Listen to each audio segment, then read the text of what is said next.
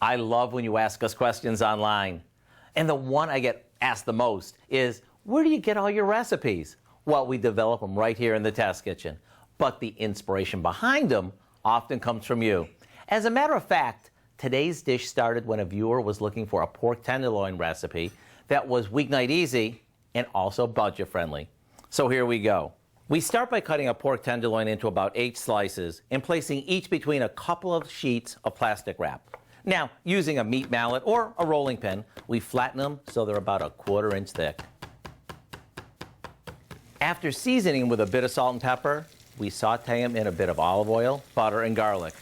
Takes a couple of minutes per side.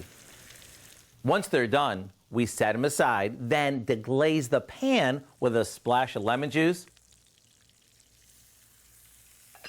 and a few capers. After that simmers a bit, it's ready to serve over our pork. It's one of those dishes that's so easy, yet so fancy schmancy, everyone will think it had to be a lot of work. But it's not. Let's keep that our little secret. The recipe for our really easy pork scaloppini is online now, so you can make a company fancy meal any night of the week. I'm Howard in the Mr. Food Test Kitchen, where today we discovered a fancy dancy way for you to say, ooh, it's so good.